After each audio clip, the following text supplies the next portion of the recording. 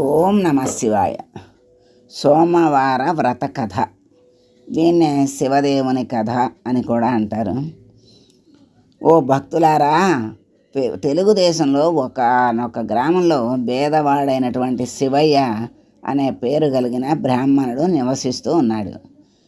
ఆయనకు రాజేశ్వరి అనే భార్య ఉంది. తర్వాత కొంతకాలానికి ఒక పుత్రిక ఒక పుత్రుడు కలిగారు. వాళ్ళ పేర్లు సదాశివుడు, ద్రాక్షాయణి అని పేర్లు చక్కగా అమ్మవారి పేరు అయ్యవారు పేరు పెట్టుకున్నాడు. మరి బీదవాళ్ళు భిక్షాటన చేసుకుని బ్రతుకుతున్నాడు. భార్య బిడ్డల్ని పోషించటానికి చాలటం లేదు.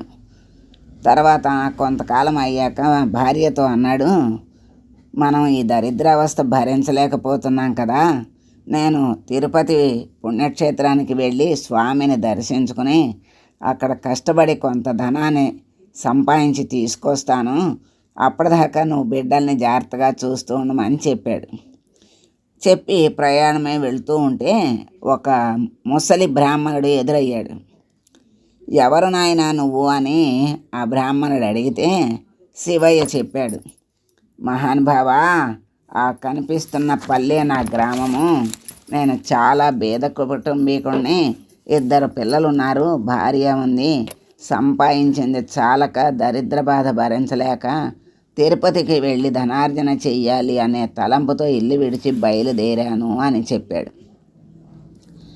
ఆ ముసలి బ్రాహ్మణుడు నవ్వుతూ ఈ విధంగా చెప్పాడు, ఓయే వెర్రి నాయనా, తిరుపతి వెళ్ళినంత మాత్రాన నువ్వు ప్రభు దర్శనం చేసుకున్నంత మాత్రాన ధనాన్ని సంపాదించుకోగలవా? నీకు సకల ఐశ్వర్యాలని ఇచ్చేటువంటి వ్రత కథ ఒకటి చెప్తాను, శ్రద్ధగా ఆలకించమని చెప్పారు. అప్పుడు శివయ్య, పుణ్యపురుషా, అది ఏ దేవుని కథో ఏమో ఈ చెట్టు నీడను కూర్చుని చెప్పమని స్వామిని వేడుకున్నాడు. అప్పుడు ఆ బ్రాహ్మణోత్తముడు శివదేవుని కథ చెప్పటం ప్రారంభించాడు. ఏమని చెప్పాడంటే, వంగదేశాన్ని పరిపాలిస్తున్నటువంటి రాజు సూరసేన మహారాజు ఆ రాజుకి గుణవంతురాలైన ఒక పుత్రిక ఉంది. ఆ బాలామణి పేరు సీమంతిని.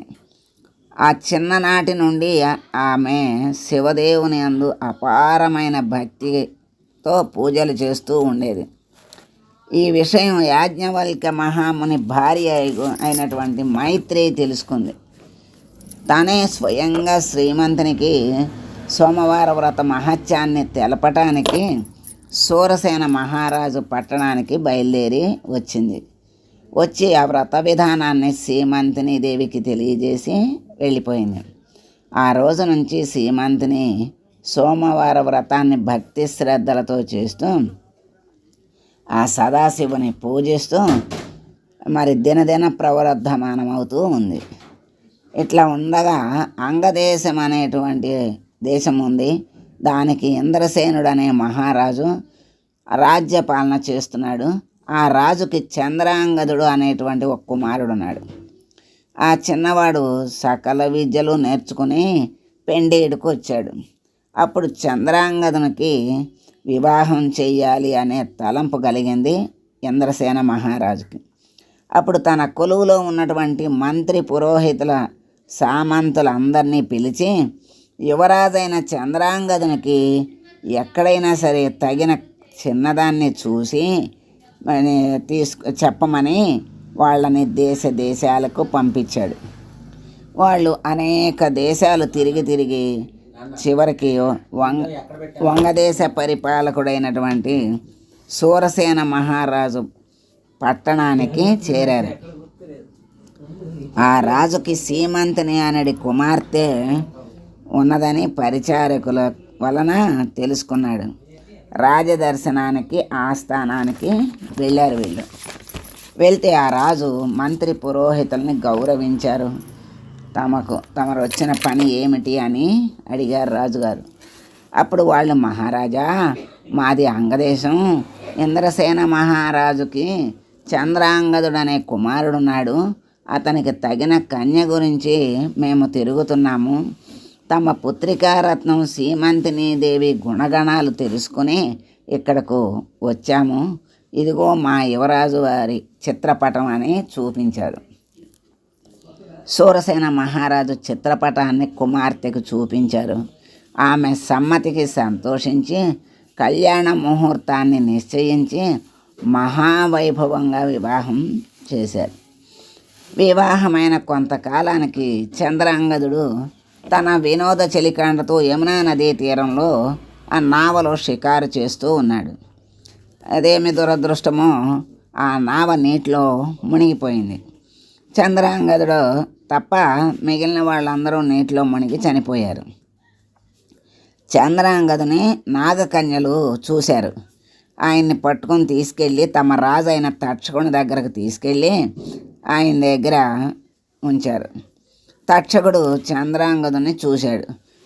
ఇతడు ఎవరు, ఇక్కడికి ఎందుకు తీసుకొచ్చారు అని అడిగాడు. వాళ్ళు అన్నారు, మాకు తెలియదు, నీటి ప్రవాహంలో కొట్టుకొని పోతుంటే మాకు చిక్కటం వల్ల ఇక్కడకు తీసుకుని వచ్చాము అని నాగకన్యలు చెప్పారు ఆ తక్షకుడికి. అప్పుడు ఆ తక్షకుడు దివ్య దృష్టి వల్ల చంద్రాంగదుని వృత్తాంతం అంతా తెలుసుకున్నాడు. ఇతడు సామాన్యుడు కాదు, ఇతని ధర్మపత్ని సీమంతిని దేవి, ఆమె శివుని ఆరాధిస్తున్నటువంటి సోమవార వ్రత ప్రభావం కలిగిన మహాపతివ్రత. అందువల్ల ఇతడు నీటిలో పడిపోయినా కూడా ప్రాణాలు విడవకుండా మీకు చిక్కటం వల్ల అతనికి ఏ విధమైన ప్రాణాపాయాలు కలగలేదని నాగకన్యలకు చెప్పాడు తక్షకుడు. ఈ సంభాషణ అంతా వింటున్నా చంద్రాంగదుడికి భయం వేసింది, దిక్కులు తోచట్లేదు. అప్పుడు తక్షకుడు చంద్రాంగదుని వీపు తట్టి ధైర్యం కలగజేసి మరి తన వద్ద ఉన్నటువంటి విలువైన మణులు ఇచ్చి ఆ మణుల యొక్క ప్రభావాన్ని కూడా తెలియజేసి భూలోకానికి సాగనంపాడు. అక్కడ సీమంతిని దేవి మరి నావ నీటిలో మునిగిపోయింది, అందరూ మరణించారు. తన భర్త బ్రతికి ఉన్నాడని అనుకుంది. ఇప్పుడు భర్త జాడ తెలియట్లా. నావ ప్రమాదంలో చెలికాండ్రతో పాటు తన భర్త కూడా మరణించి ఉన్నాడేమో అని తలపోసింది. ఆలోచన వచ్చి పరిపరి విధాల విచారిస్తోంది. ఓ శివదేవా, తల్లి పార్వతి, నేను విడువక ఆచరిస్తున్న సోమవార వ్రతం యొక్క ఫలితం ఇదేనా మరి అని దుఃఖిస్తూ కళ్ళు మూసుకుంది. జగజ్జనని లోకమాత అయిన పార్వతీదేవి ఆ స్వప్నంలో కనిపించింది. అమ్మా, నీ భర్తకి ఏమీ భయం లేదు, విచారించొద్దు, సజీవుడై ఉన్నాడు, త్వరలో నీ దగ్గరకు వస్తాడు అని చెప్పి అదృశ్యమైపోయింది. అప్పుడు ఆమెకి మెలకు వచ్చి స్వప్నంలో దేవి చెప్పిన వాక్యాలు వృధా కావు, అమ్మ దర్శనమిచ్చి ఉన్న వాస్తవాన్ని చెప్పింది అని మనస్సుని ధైర్యం చేసుకుంది. యథాప్రకారం సోమవార వ్రతం చేస్తూ ఉంది. దివ్య ప్రభావం గల మనులతో చంద్రాంగదుడు తన దేశానికి తిరిగి వచ్చాడు. ఇంద్రసేన మహారాజు కొడుకు రాకకు సంతోషించాడు. జరిగినదంతా తెలుసుకుని ఈ శుభవార్త శూరసేన మహారాజుకి చెప్పాడు. తన కుమారుడు సజీవుడుగా ఉన్నాడు, మరి దివ్య ప్రభావం కలిగిన మణులతో తిరిగి వచ్చాడు అని వాళ్ళ కబురంపి శుభముహూర్తంలో సీమంతునికి మరి చంద్రాంగదుడికి వైభవోపేతంగా పట్టాభిషేకం కూడా చేస్తాను అని చెప్పాడు. అప్పుడు సీమంతినీదేవి చంద్రాంగదుడు తమ దేశ ప్రజలకు సోమవార వ్రత ప్రభావాన్ని గురించి, శివదేవుని మహిమల గురించి బోధిస్తూ ధర్మ మార్గంలో రాజ్యపాలన చేస్తూ ఉన్నారు. సీమంతినీదేవి తన సోమవార వ్రత మహిమ వల్లనే తన 5వ తనము కాపాడుకోగలిగిందని ప్రజలంతా కూడా భావించారు. వాళ్ళు కూడా సోమవార వ్రతం చేసి సకల సంపదలతో సుఖంగా ఉన్నారు. ఈ విధంగా ముసలి బ్రాహ్మణుడు శివయ్యతో చెప్పాడు, నీవు కూడా వ్రతాన్ని చేసినట్లయితే నీకు సకల ఐశ్వర్యాలు కలుగుతాయి అని చెప్పాడు. అప్పుడు శివయ్య అన్నాడు, చాలా సంతోషం స్వామి, మరి మహాపురుష వ్రతాన్ని ఎట్లా చేయాలో చెప్పండి అని కోరాడు. అందుకే ఆ బ్రాహ్మణుడు ఆ వ్రత విధానాన్ని చెప్పాడు.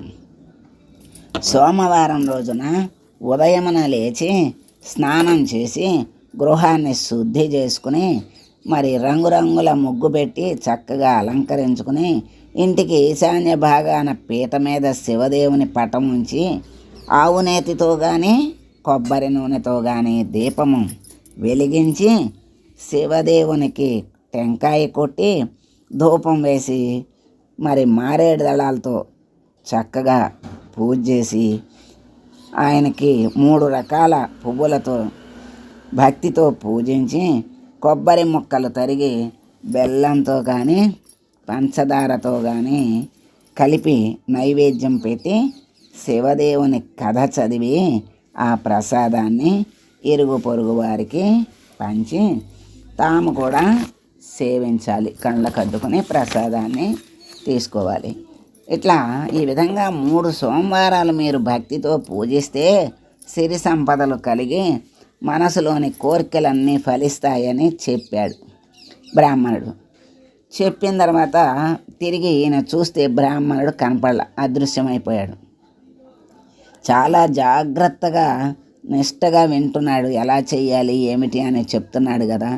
మరి అభిషేకాలు పూజలు చక్కగా నైవేద్యాలు చాలా వ్రతం కూడా కష్టం లేకుండా ఒక కొబ్బరికాయ కొట్టమన్నాడు. మరి ఆవు నెయ్యి కానీ కొబ్బరి నూనె కానీ దీపారాధన చేయమన్నాడు. మరి అభిషేకం చేసి మరి పూజ చేసి నైవేద్యం పెట్టమన్నాడు. మరి ఇదంతా విన్నాక కళ్ళు తెరిచి చూస్తే శివయ్యకి బ్రాహ్మణుడు కనపడలేదు. ఆహా, ఈ మహానుభావుడే నాకు నా పాలిటి దేవుడు నా అవస్థను చూచి నాకు ఉపదేశం చేశాడు అని భావించాడు. తిరిగి ఇంటికి వెళ్ళాడు. జరిగిందంతా భార్యకు తెలియజేశాడు. సోమవారం రోజున భక్తి శ్రద్ధలతో భార్యాభర్తలు శివదేవుని పూజించారు. ప్రసాదాన్ని ఇరుగు పొరుగు వాళ్ళకి పంచిపెట్టారు. వాళ్ళు కూడా సేవించి సుఖంగా ఉన్నారు. వాళ్ళకి దరిద్ర బాధలు పోయి అష్టైశ్వర్యాలు కలిగినాయి. కొన్నాళ్ళకి ఆ ధన గర్వం చేత వ్రతం చేయటం మానేశారు. శివదేవుడికి కోపం వచ్చింది. వీరి గర్వం అణచాలి అని మళ్ళీ దరిద్రులుగా చేశాడు.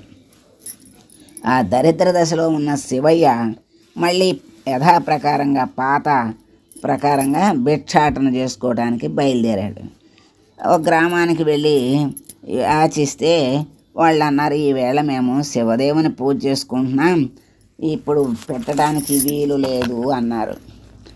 అప్పుడు ఆయనకి గుర్తొచ్చింది, అయ్యో సోమవార వ్రతం మరిచిపోయాము, అందుకే మనకి గతి పట్టింది, చాలా అపచారం చేశాము అని అనుకుంటూ ఇంటికి వెళ్ళాడు.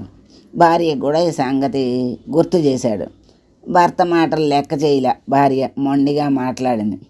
ఇక ఆయనకి గత్యంతరం లేక ఆయన మనసులో బాధగా భయం ఉంది కదా, అందుకే మనకి గతి పట్టిందని. అందుకని ఆ శివయ్య పిల్లలతో సహా నదికెళ్ళి స్నానం చేసి వచ్చి శివదేవుణ్ణి పూజించి కథ చెప్పుకుంటూ భార్యను కూడా వినటానికి రమ్మని పిలిచాడు. ఆమె ఆ భార్య నేను కథ కూడా వినను అని మొండిగా మాట్లాడింది. మాట్లాడేసరికి తెల్లారి ఆమె కళ్ళు కనపడకుండా పోయినాయి. భర్త అయినటువంటి శివయ్య అన్నాడు, ఓసి పిచ్చిదానా, శివదేవుని పూజ మరచావు, కథ కూడా విననన్నావు, నేనేమో బీదవాణ్ణి అయ్యాను, నువ్వేమో మరి అంధురాలు అయిపోయావు, చేసిన తప్పులు క్షమించమని లెంపలు వేసుకో అని గట్టిగా మందలించాడు. అప్పుడు భార్య అలా చేసి తర్వాత స్నానం చేసి సోమవార వ్రతాన్ని మరి చేసింది. ఆ ప్రసాదాన్ని కళ్ళకద్దుకొని సేవించింది. వెంటనే కన్నులు కనిపించినాయి. పోయిన ఐశ్వర్యం అంతా కూడా మళ్ళీ తిరిగి వచ్చింది. ఆనాటి నుండి ప్రతి సోమవారం నాడు ఆ దంపతులతో పాటే గ్రామస్తులు కూడా శివదేవుని మారేడు దళాలతో పూజిస్తూ సకల ఐశ్వర్యాలతో తొలతూగుతున్నారు. కాబట్టి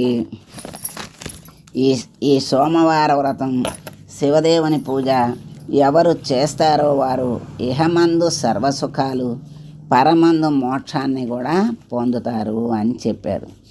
ఈ కథ విన్నవారికి చదివిన వారికి కూడా సాంబశివుడు సకల ఐశ్వర్యాలను ప్రసాదించుతాడని సూత పౌరాణికుడు శౌనకాది మునులకు బోధించాడు.